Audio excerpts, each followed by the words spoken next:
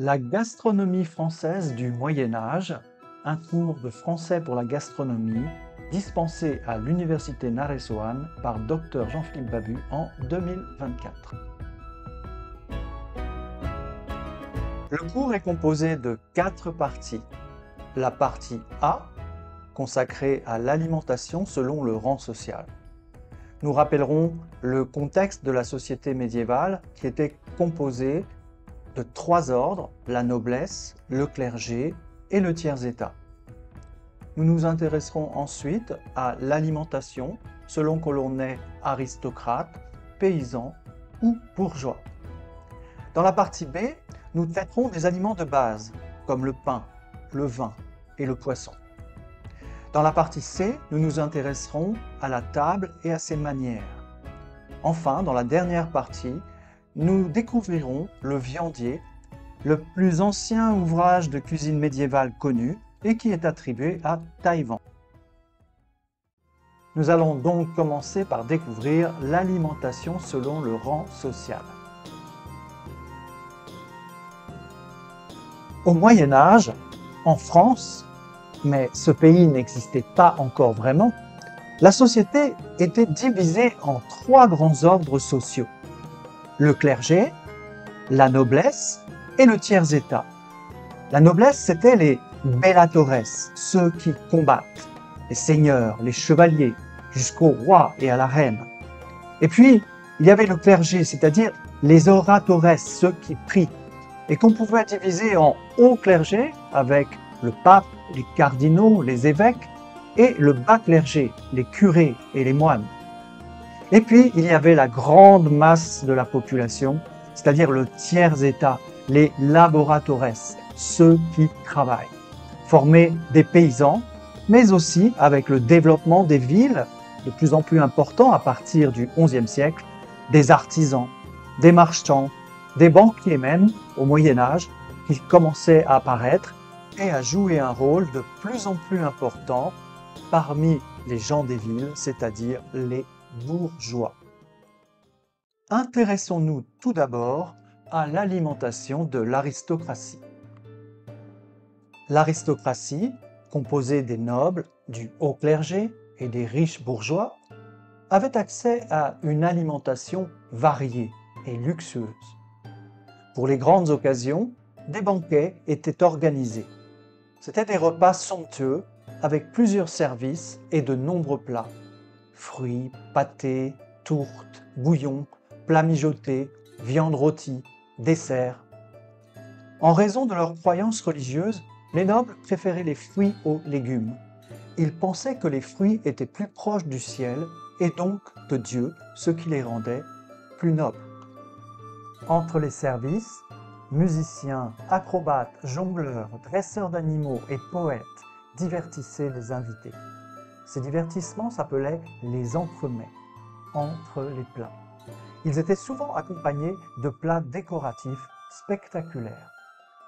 Au Moyen Âge, seuls les nobles avaient le droit de chasser. Pour eux, c'était un loisir important et une façon de montrer leur pouvoir. Ils chassaient de gros animaux comme le cerf, l'ours et le sanglier. Lors des banquets, la viande de ces animaux impressionnait les invités.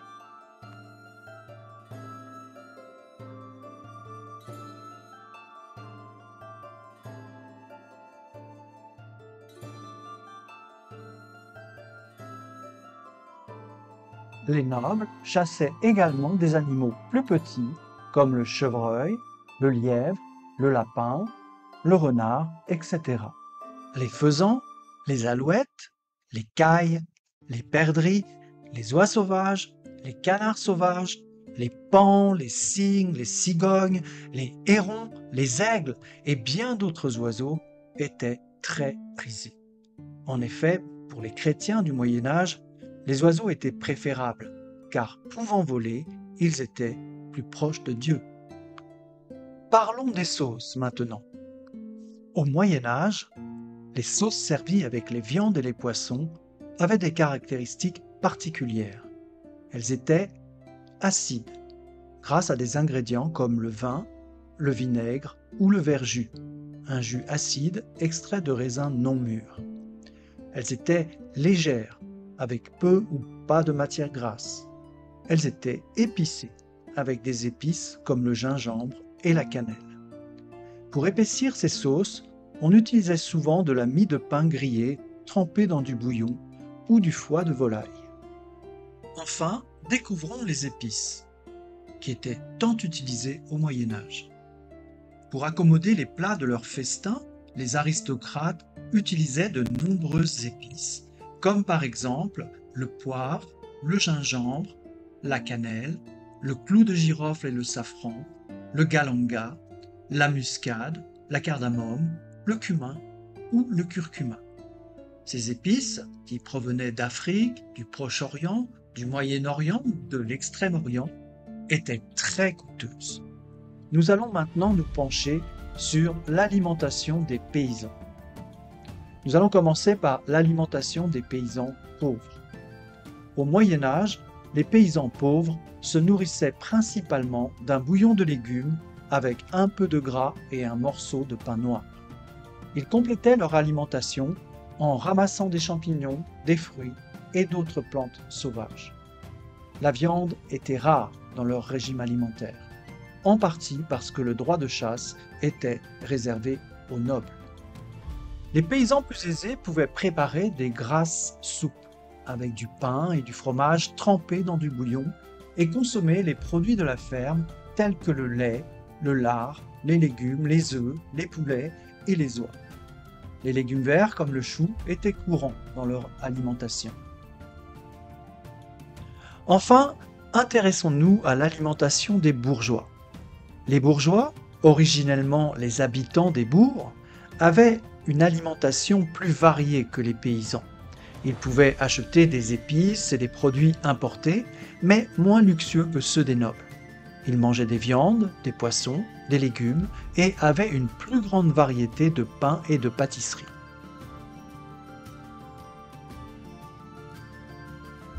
Pour mieux comprendre l'alimentation au Moyen Âge, intéressons-nous maintenant à 3 aliments de base, comme le pain, le vin et le poisson. Commençons par le pain. Au Moyen Âge, tout le monde mangeait du pain. Les nobles, le clergé, les paysans, les marchands, les artisans, les bourgeois. Mais si tout le monde mangeait du pain, tout le monde ne mangeait pas le même pain. Et les boulangers faisaient 3 types de pain.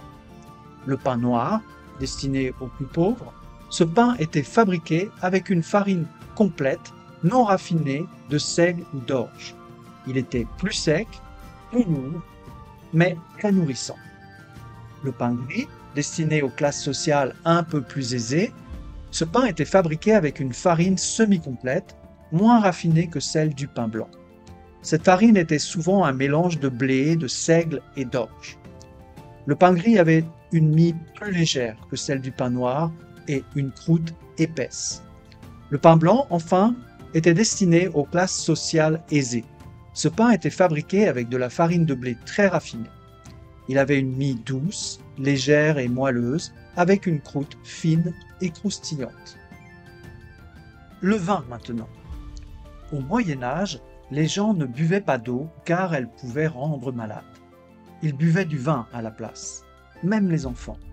Le vin avait plusieurs utilisations importantes.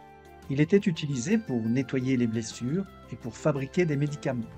En cuisine, il ajoutait du goût au plat. Les paysans buvaient entre 1,5 litre et 3 litres de vin par jour, mais c'était du vin de mauvaise qualité et peu alcoolisé. Les aristocrates buvaient du vin de meilleure qualité. En choisissant pour leurs banquets des vins réputés comme les vins de Beaune en Bourgogne et les vins de Bordeaux, les aristocrates montraient leur statut social élevé et leur bon goût. Enfin, le poisson. À l'époque médiévale, la religion chrétienne avait une grande influence sur la cuisine. Elle imposait de nombreux jours de jeûne, pendant lesquels manger des œufs, des produits laitiers et de la viande était interdit. Pendant ces jours maigres, les gens mangeaient du poisson à la place. Les jours gras, en revanche, autorisaient la viande, les œufs et les produits laitiers. Nous en venons maintenant aux manières de table. Au Moyen Âge, il n'y avait pas de salle à manger. Quand il était temps de manger, on posait une planche sur des tréteaux, d'où viennent les expressions dresser la table ou mettre la table. Il n'y avait pas de fourchette non plus. Au Moyen Âge, tout le monde mangeait avec les doigts, quel que soit son statut social. La fourchette était connue, mais le clergé chrétien la considérait comme un instrument diabolique, incitant à la gourmandise, et la comparait à la fourche du diable. Vers la fin du XVIe siècle, les fourchettes ont commencé à être acceptées. Mais Louis XIV, par exemple, ne souhaitait toujours pas les utiliser. Ce n'est qu'au XIXe siècle que l'usage de la fourchette s'est généralisé. Enfin, au Moyen Âge, il n'y avait pas d'assiette. La nourriture était posée sur une tranche de pain rassis appelée tranchoir, qui servait d'assiette.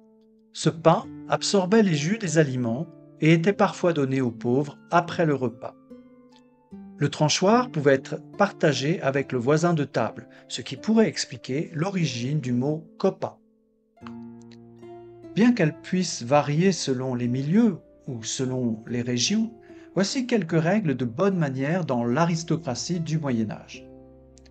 Se laver les mains avant de passer à table, s'essuyer la bouche avant de boire, se servir modestement sans goinfrerie, boire lentement, ne pas essuyer ses doigts sales sur ses habits, mais sur le bord de la nappe.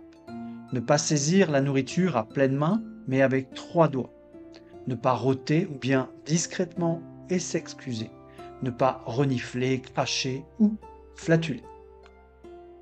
Enfin, en conclusion de notre découverte de la gastronomie française du Moyen Âge, nous allons vous parler du Viandier, un ouvrage attribué à Taïwan. Le Viandier. C'est le livre de cuisine le plus célèbre du Moyen Âge et l'un des plus anciens. En France, les premiers livres de recettes apparaissent à la fin du Moyen Âge. Le plus célèbre est le Viandier, associé au nom de Guillaume Tirel, dit Taïwan, un chef du XIVe siècle qui a servi 3 rois de France. L'influence de cet ouvrage a duré jusqu'au XVIe siècle. La découverte du manuscrit de Sion, datant du XIIIe siècle, a révélé que certaines des recettes de Le Viandier existaient déjà avant Taïwan. Le Viandier propose de nombreuses recettes de viande et de poisson dans lesquelles les sauces et les épices jouent un très grand rôle. Les épices comme le safran, le gingembre, le poivre, la cannelle, etc. À noter que le livre ne traite pas uniquement des mets à base de viande. À cette époque, le mot viande désigne toutes les nourritures essentielles à la vie des hommes. En latin classique, vivenda signifie en effet les vivres. À noter également que le Viandier de Taïwan, comme toutes les œuvres médiévales antérieures à l'invention de l'imprimerie, a d'abord été diffusé sous forme de manuscrit.